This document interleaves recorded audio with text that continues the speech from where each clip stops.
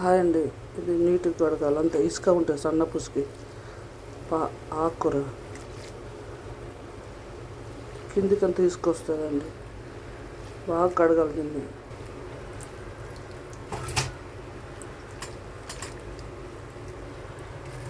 దీంట్లో జాలి లేదండి, ఇలా ఉసుకుంటుందండి. ఇలా చాలా కడగాలి, ఇంకా 2-3 సార్లు కడగాలి. ఇలా ఆకుకూరలు చూసారండి. హాట్ వాటర్ అండి, ఆకు కడగటానికి సాల్ట్ వేస్తున్నానండి. సాల్ట్ వేసిన పసుపు వేస్తున్నాను. హాట్ వాటర్ ఆకు కడగటానికి.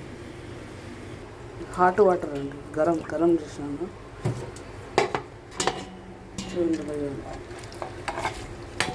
ఆకు చాలా నీట్గా కడుక్కోవాలండి. అంత ఇసుక పౌడర్ వేస్తారండి. వేడిగున్నాయి.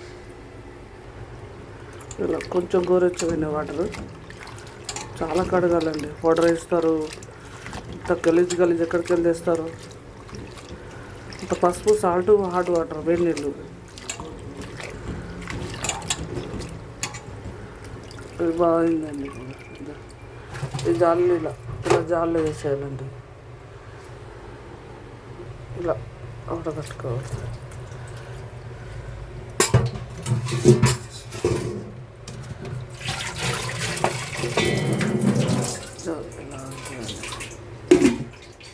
బాగా ఎండుమిర్చి వేసుకోవాలి ఎక్కువ.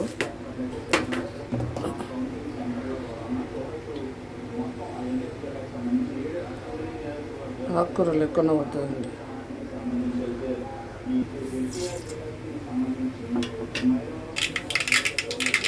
జీరా అండి, ఎండుమిర్చి వేసుకోవాలండి కొన్ని.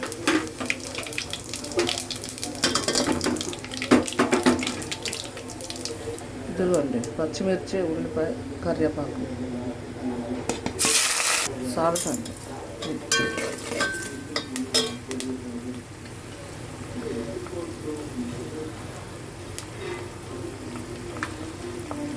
ఉల్లిపాయలు దంచి వేయాలండి దీంట్లో. ఇలా ఇలా కచ్చపచ్చ దంచాలండి. ఇలా దంచాలి. దీంట్లో వేసుకో.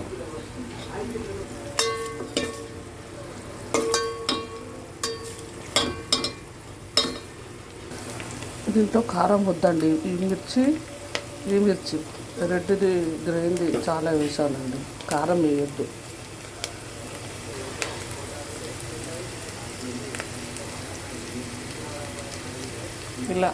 ఇలా కావాలి. అయినా కాకేయాలండి, టేస్ట్ వస్తుంది. ఇది కొత్తిమీర ఆకండి. ఆకుకూర వేసిన తర్వాత కొత్తిమీర వస్తుంది. పెట్టాలండి మూత. ఇలా పెట్టేసి కాస్త దీంట్లో వాటర్ పోయాలి. పైన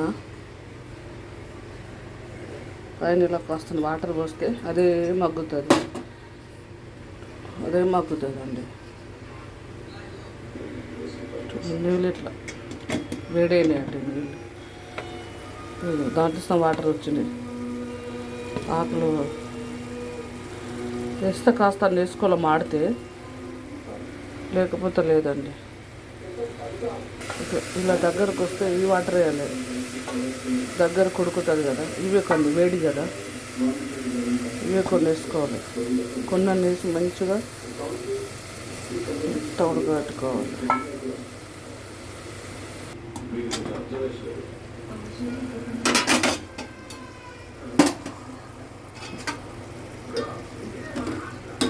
కొన్ని వాటర్ వేసిన, వేడి వాటరు.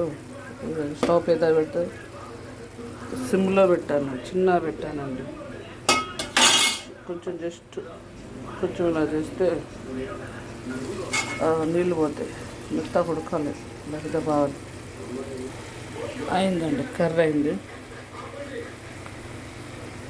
ఉడికింది, మెత్త ఉడికింది. వాటర్ అంతా వెళ్ళిపోవాలి. వాటర్ అంతా వెళ్ళిపోయాక బంద్ చేసేయాలి. కాస్త అంత ఉంది వాటర్.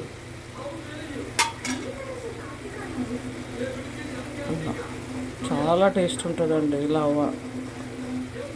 వట్టిది పప్పు వేయడం కదా, బాగుంటుంది.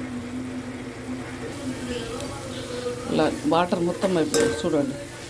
ఇలా కొన్ని వేడి వాటర్ పోసాను కదా, ఇలా చేసుకోవాలండి.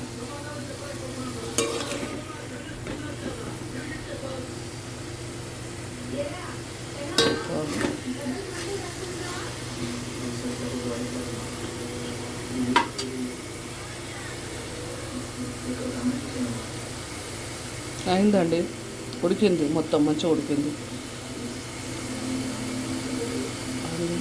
తోటకూర అండి, తోటకూర.